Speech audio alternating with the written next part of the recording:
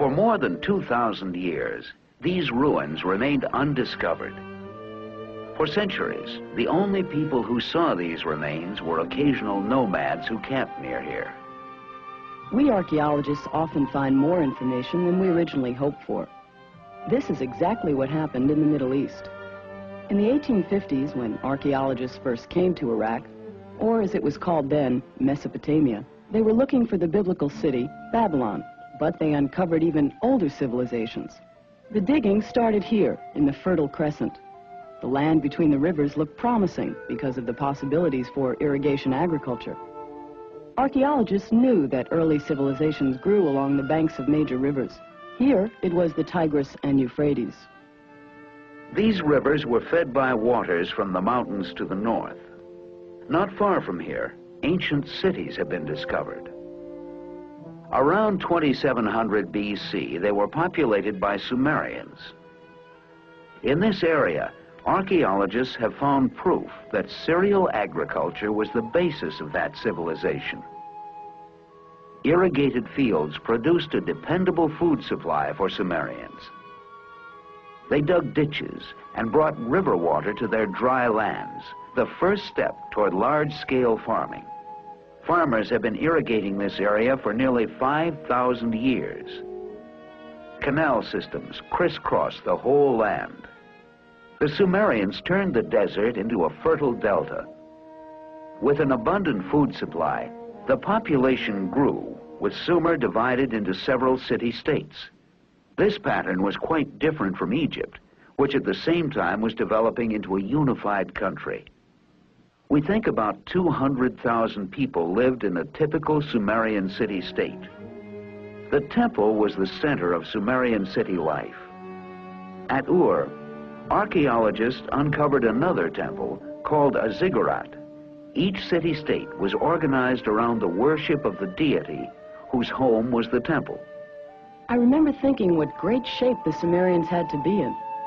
It was a long way up to the high platform, but when I reached the top, I could see the ruins of the entire city.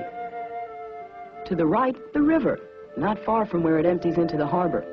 In ancient times, merchants sailed the river, trading goods, some going as far as India. They also used wagons for transportation, which brings us to the wheel, one of the Sumerians' greatest contributions to the Western world. If you doubt its importance, just take a look around.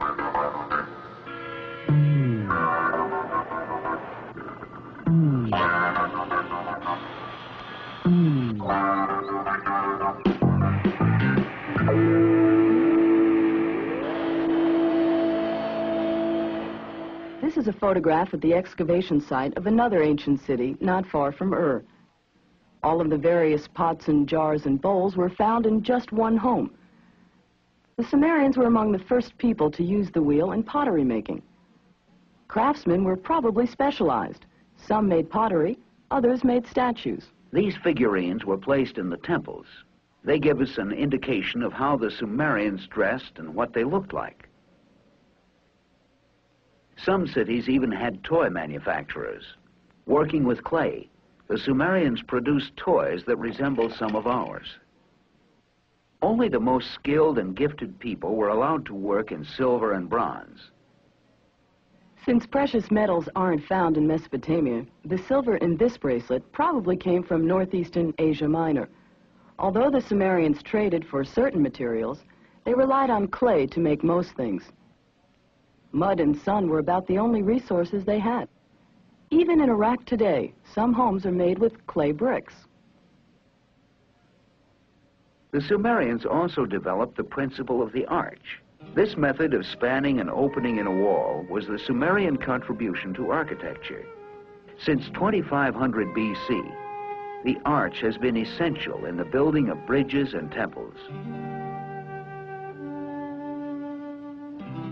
Perhaps the most important use of clay was in the development of writing. Writing was first used as a way of keeping track of business in the temples. More than half of all ancient history was recorded on clay tablets, and this is where it began. Cylinder seals were the first form of written communication. They were used to identify land ownership and water rights.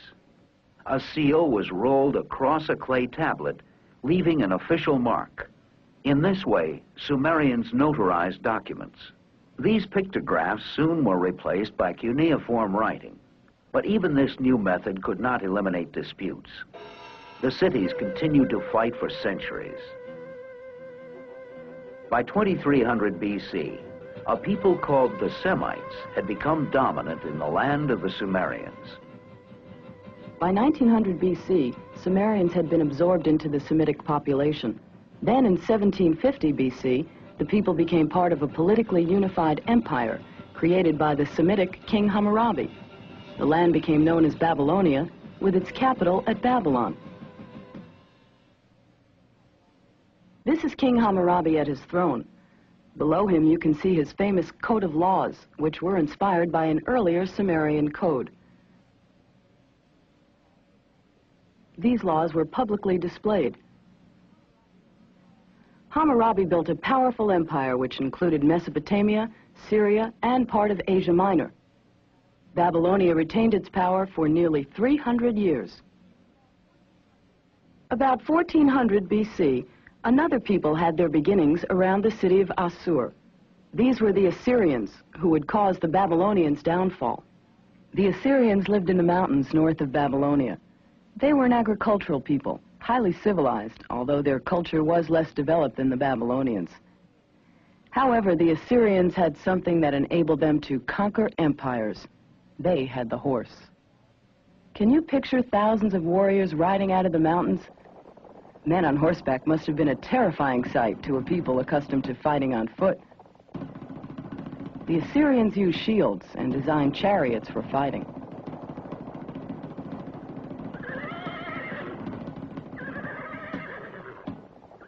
The Assyrians established their capital at Nineveh and were invincible until the Chaldean Empire defeated them. Around 570 BC, it reached its height under King Nebuchadnezzar. Power shifted back to Babylon. Under the new king, Babylon became one of the most splendid cities in the world. Architectural principles developed earlier by the Sumerians reached their fullest expression. Behind these gates and through these streets, visitors saw the famed hanging gardens of Babylon. The ziggurats, the temple towers, were put to further use. From their tops, Chaldean astronomers studied the heavens. The entire history of this Middle Eastern area is one of conquest and reconquest. To political historians, it's clear that empires in Mesopotamia rose and fell. But to archaeologists and historians interested in economic problems, there is an unanswered question. Why are these cities little more than dust today? Some believe that the Mesopotamians' method of irrigation may have gradually increased the amounts of salts present in the soil until agriculture was ruined. Without agriculture, the cities died. But ancient Mesopotamia left a foundation on which other complex cultures were built.